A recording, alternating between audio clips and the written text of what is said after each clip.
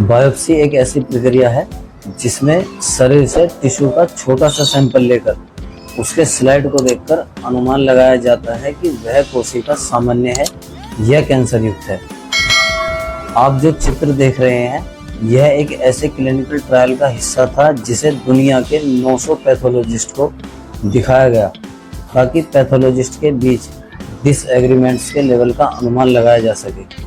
33% pathologist ने इसे normal बताया, 48% पैथोलॉजिस्ट ने इसे एबनॉर्मल बताया और 19% पैथोलॉजिस्ट ने इसे कैंसर युक्त कहा। इसी डिसएग्रीमेंट से बायोप्सी विज्ञान की कमियों को देखा जा सकता है जिसे कैंसर के डायग्नोसिस का गोल्ड स्टैंडर्ड माना जाता है। बायोप्सी का रिजल्ट सैंपल देखने और एनालिसिस करने वाले पर निर्भर करता है। आप उसकी बात को सच ही मान लेंगे। यह टेस्ट रिलायबल नहीं है और साथ ही बहुत पेनफुल भी होता है। कई बार तो टेस्ट के दौरान भी पेशेंट की डेथ हो जाती है। आप दिए गए इस चित्र में देख सकते हैं कि बायोप्सी के इमीडिएटली कॉम्प्लिकेशंस में pain, severe bleeding, infection, death, growth of tumour, colon puncture होने, किडनी या गॉल ब्लैडर को होने वाले नुकसान को दिखाया गया है। इस पेनफुल प्रोसेस के कारण व्यक्ति को कई बार हमेशा के लिए रोगी बना दिया जाता है। इस चित्र में दिए गए आंकड़ों की मदद से आप देख सकते हैं कि बोन मैरो बायोप्सी के दौरान पेशेंट को कितना दर्द सहना पड़ता है।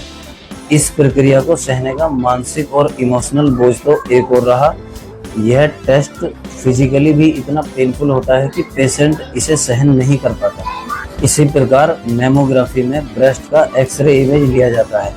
मैमोग्राफी में ब्रेस्ट को 2 इमेजिंग प्लेटों के बीच दबाया जाता है ताकि इमेजिंग के लिए ब्रेस्ट ऊतकों को फैलाया जा सके।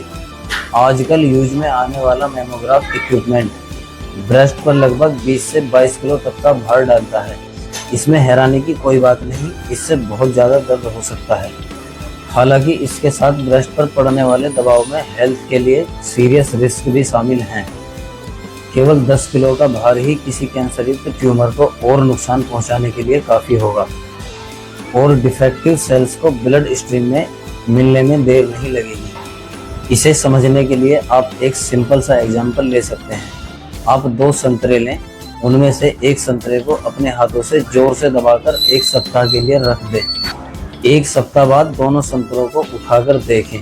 आपने जिस संतरे को हाथ से दबाया था उसमें सड़न पैदा हो गई है क्योंकि उसे दबाने से उसके सेल्स टूट गए थे। ऐसा ही आपकी ब्रेस्ट के साथ भी होता है। डायग्नोसिस के नाम पर आपके शरीर में रोग के प्रवेश करने का रास्ता तैयार कर दिया जाता है। रूटीन मैमोग्राफी के टोटल इफेक्ट को देखा जाए तो इससे महिलाओं में रेडिएशन इंड्यूस्ड ब्रेस्ट कैंसर होने का खतरा बढ़ सकता है और अगर कैंसर पहले से ब्रेस्ट में है तो यह दबाव मेटास्टेसिस में बदल सकता है, यानी कैंसर शरीर के दूसरे हिस्सों में भी फैल सकता है।